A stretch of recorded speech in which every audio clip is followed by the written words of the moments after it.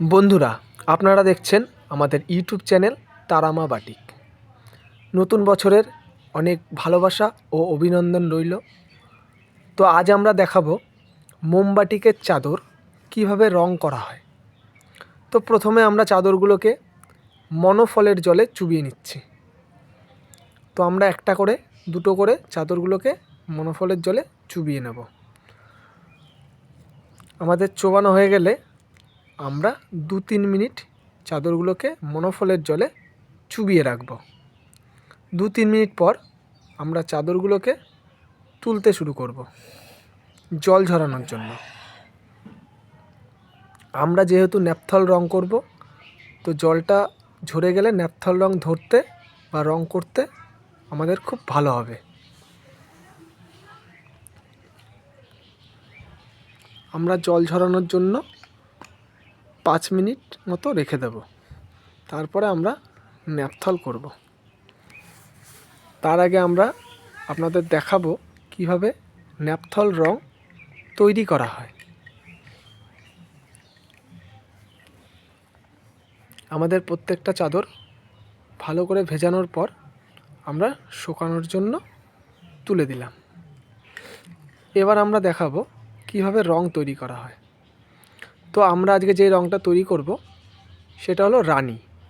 তো রানী কালার করার জন্য আমরা যে রংটা নিয়ে নেব, আমরা 100 গ্রাম রং নিয়ে নিচ্ছি। আমরা 15খানা চাদর রং করব বলে।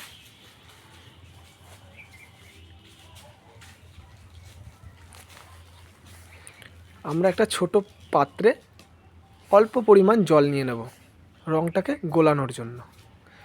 আর রংটা প্রস্তুত করতে আমাদের যেই পরিমাণ কেমিক্যাল লাগবে, আমরা রংটা প্রস্তুত করতে নিয়ে নেব নাইট্রিক অ্যাসিড। নাইট্রিক অ্যাসিডটা আমরা মেপে নেব।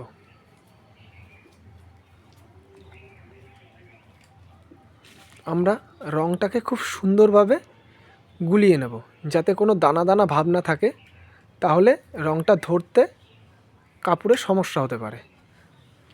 তো আমরা সুন্দরভাবে গুলিয়ে নেওয়ার পর 1.5 মগ মতো জল আমরা দিয়ে দেব। এবার আমাদের মেপে রাখা অ্যাসিড আমরা দিয়ে দেব। এটা হলো অ্যাসিডটা আমরা দিয়ে নিলাম। এটা হলো যেটা মেপে রাখা নাইট্রিক অ্যাসিড, এটাও অ্যাসিড, এটাও আমরা দিয়ে নেব। দিয়ে নিয়ে সুন্দরভাবে লাঠির মাধ্যমে গুলিয়ে নেব। খুব সাবধানের সাথে এই রংটা গোলাতে হবে, যাতে গা হাত পায়ে না ছেটে, কারণ অ্যাসিড মেশানো আছে। যদি কোনো রকমভাবে ছেটে তাহলে সেই জায়গাটায় পুড়ে যেতে পারে। খুব ধৈর্যের সাথে, খুব সাবধানতার সাথে আপনার কাজগুলো করবেন। তো যাই হোক, রংটাকে আমাদের তৈরি করার জন্য আমরা পরিমাণ মতো জল আমরা দিয়ে নেব।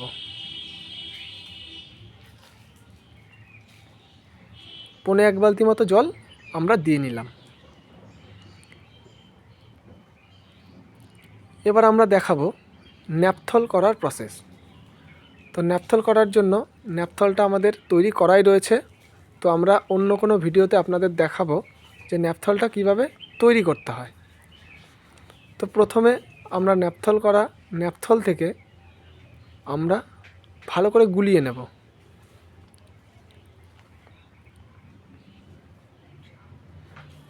আমরা 2 মগ মতো ন্যাপথল আমরা দিয়ে নেব।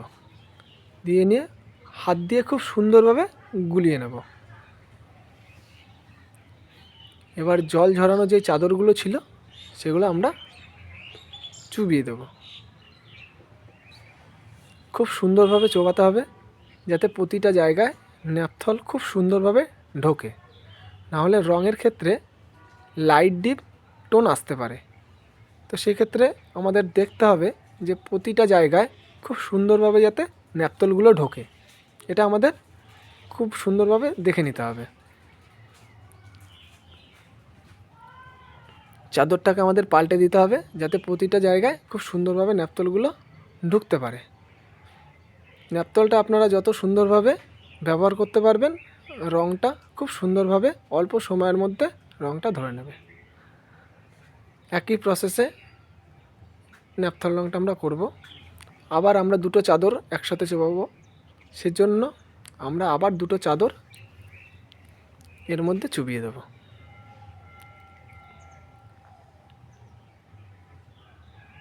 এতক্ষণে জলটাও খুব সুন্দরভাবে ঝরে গেছে। এবার আমরা ন্যাপথলে আবার চুবিয়ে দেব।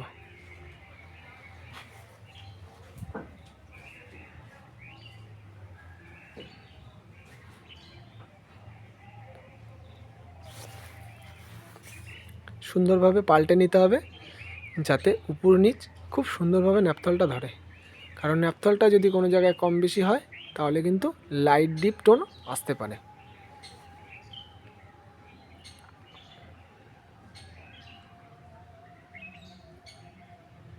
খুব সুন্দরভাবে আমরা ন্যাপথলে প্রতিটি জায়গায় চুবিয়ে নেব।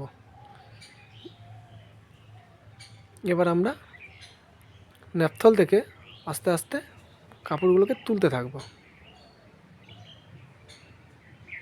আমরা একসাথে 4টে করে ন্যাপথলে করছি, আপনারা চাইলে 2টো করেও করতে পারেন।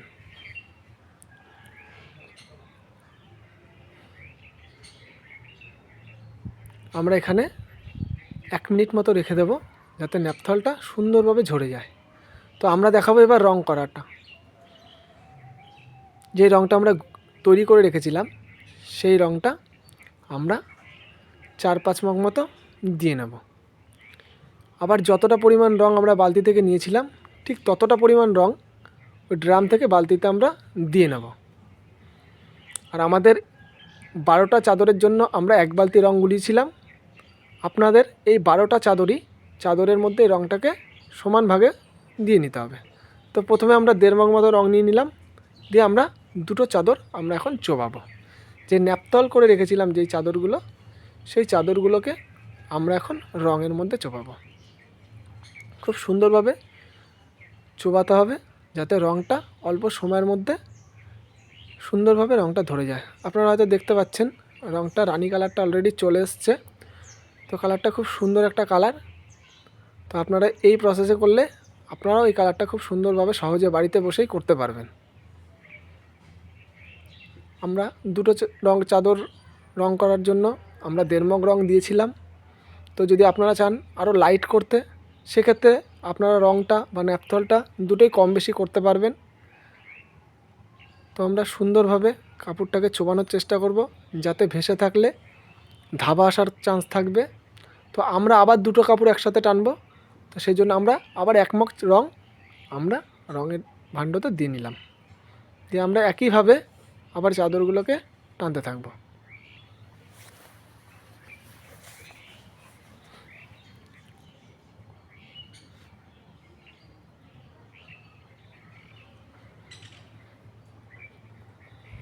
খুব সুন্দরভাবে চাদরগুলোকে পাল্টে নিতে হবে যাতে প্রতিটা জায়গায় খুব সুন্দরভাবে রঙটা ধরে, যাতে লাইট ডিপ টোন না আসে।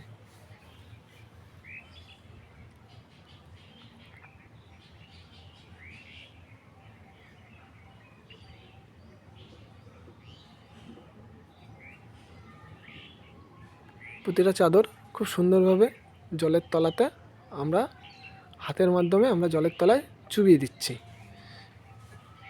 যাতে কোনো ধাবা আসার ভয় না থাকে।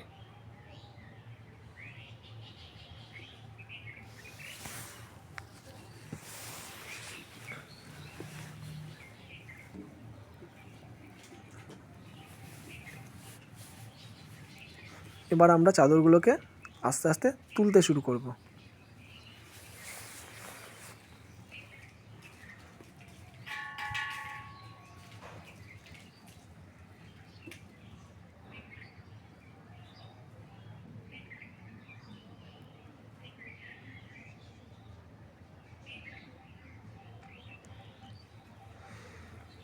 এবার অন্য একটা ড্রামে আমরা জল করে রেখেছিলাম পরিষ্কার জল ধোয়ার জন্য, যাতে রঙটা না ধরে আর কি। দেখুন আর রং কিন্তু বেরোচ্ছে না, মানে রঙটা পাকা হয়ে গেছে। আমাদের বাটিক রং মানে অ্যাসিড রং মানে হলো পাকা রং, ন্যাপথল রং পাকা রং, ওদের রং বা কস কাটার কোনো ভয় নেই। তো আপনারা খুব আস্তে আস্তে ভিডিওটা দেখবেন, তাহলে আপনারা শিখতে পারবেন। আর শেখার জন্য আপনারা আমাদের কমেন্ট বক্সে কমেন্ট করতে পারেন, আমরা আপনাদের যথাযথ কমেন্টের উত্তর দেওয়ার চেষ্টা করব। আমরা একই রকমভাবে 4টে চাদর আমরা তুলে ধুয়ে নিলাম। এইভাবে আমরা 12খানা চাদর আমরা রং করেছি। তো এই চাদরটা ডিপ টোন করার জন্য আমরা প্রথমবার করে রাখা রং আবার আমরা দ্বিতীয়বার ন্যাপথল করব, কারণ ন্যাপথল না করলে রং করা যাবে না, তাহলে রংটা ধরবে না। আগে ন্যাপথলটা করে নিতে হবে। তো আমরা 1 মগ রং ন্যাপথল দিয়ে আমরা আবার ন্যাপথলের মধ্যে চুবিয়ে দেব। একই রকমভাবে আপনাদের প্রথমে দেখানো হয়েছে যেভাবে আপনারা সুন্দরভাবে চুবিয়ে নেবেন যাতে উপরে ভেসে না থাকে। আমরা 1/2 মগ মতো দিয়ে নিলাম, দিয়ে আবার আমরা দুটো চুবিয়ে দেব।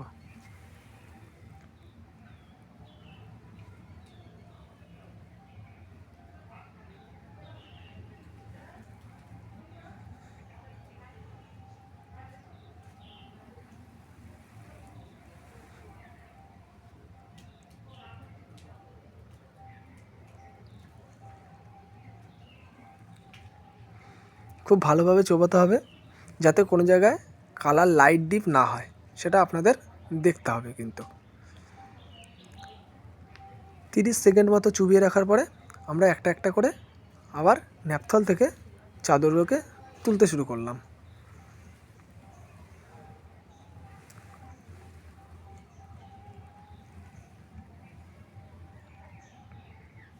আমরা ন্যাপথলটা ঝরানোর জন্য 30 সেকেন্ড বা 1 মিনিটও আপনারা রাখতে পারেন, রেখে দেবেন।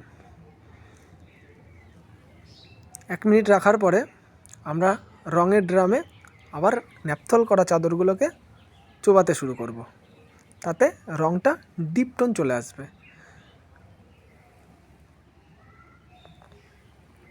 একই রকমভাবে আবার ওই রঙের ড্রামে চোবানো হচ্ছে।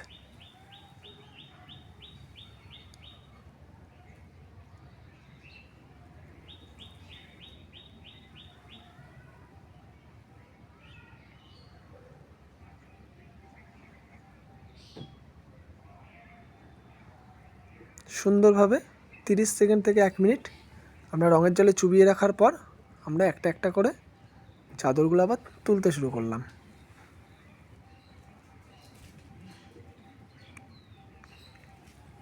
চাদরগুলো তোলা হয়ে গেলে আমরা পাশে থাকা পরিষ্কার জলে আমরা চাদরগুলোকে ভালো করে ধুয়ে নেব, কারণ রঙটা আমাদের পাকা রঙ হয়ে গেছে, আমাদের রঙ কমপ্লিট।